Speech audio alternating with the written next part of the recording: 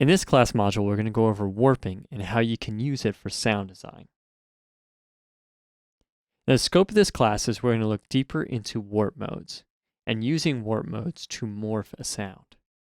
Also, we're going to look at vocal correction with warp modes and stretching, as well as creative percussion and a very important technique called resampling.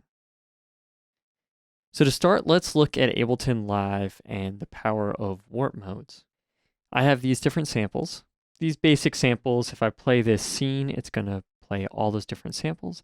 And the thing that you're going to just listen to how they sound. They're not warped right now in any crazy fashion.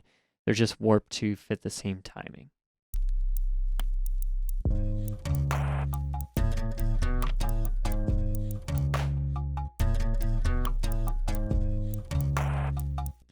Now I'm going to play some different versions of those same samples, but they've been warped creatively through either beats mode, we've got complex mode, or all these different types of warp modes to create a new sound.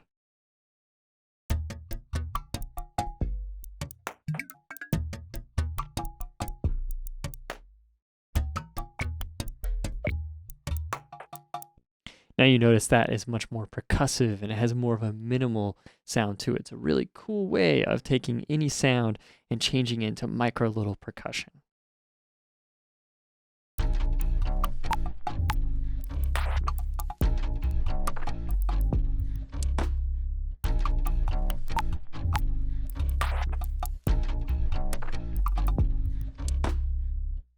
Now in that one I did similar things of making micro percussion, but also stretching them to create weird little new rhythms, as well as messing with the guitar riff to make it much lower.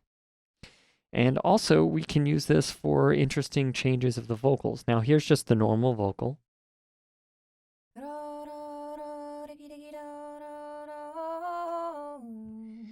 And here's one change to more of a male vocal.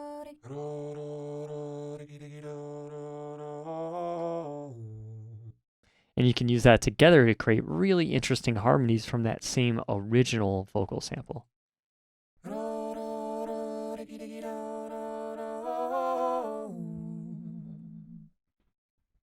And that's another basic way of using transposition as well as warp modes to create cool, unique, new sound design. So now let's look into Live and how we can start using these types of techniques. Now the first thing we're going to have to talk about is what are warp modes. Every time you stretch audio, you have to add information to fill in the gaps. Or if you speed it up, you have to also somehow warp the sound to fit the new timing. This is where warp modes come in. So I have this original sample, right? It plays for these 2 bars. Now, if I made it twice the size, a lot longer, so I've slowed it down, I'm going to have all this time in between to fill. And here's what that would look like if the sample's slowed down. See how I have twice the amount of information, and something needs to happen in there, otherwise it would sound choppy where it plays and stops. And that's where our different warp modes come in. There are different warp modes for different types of audio. The different setting lets you fill in the space in different ways to best keep the aspects of the audio that you want. And within Live, we have beats, tones, textures, repitch, complex, and complex pro. I'm going to review real quick the different types of modes, and then we're going to look at how we can creatively use them. So beat mode works great for things that are mainly rhythmic, things like drum loops and maybe electronic dance music that's very staccato or has lots of very obvious rhythms. Tones mode helps preserve the tonal or pitch of the original sample. This is best used for melody or harmony-rich samples. Then we have texture mode. Texture mode mainly keeps the spatial quality of the sample, best for field recordings and strange pads, things like rain, wind, things like that. Then we have repitch mode, and repitch mode speeds or slows the playback by pitching the original sample. This is similar to vinyl. Now the amazing thing about repitch mode is it doesn't change the original sample very much.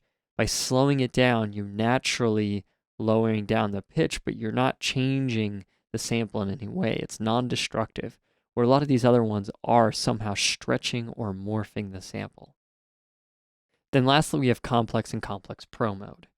Complex mode is warping method specifically designed to accommodate composition signals that combine the characteristics covered by other warp modes. It works well for warping entire songs. So in other words, if you have an entire track, it's going to use all these different mathematical concepts and algorithms to look at beats and tones and textures and things like that and warp it appropriately, automatically, to make the whole song slower or faster. Complex Pro is an updated version that is more CPU intensive, but it's also a lot better for vocals or transposing. And we're going to look at the creative use of Complex Pro because I find that one to be really interesting. So those are the basic modes. Now that we've reviewed the different warp modes, in the rest of the videos, we're going to look at how we can creatively use these modes in our own music production.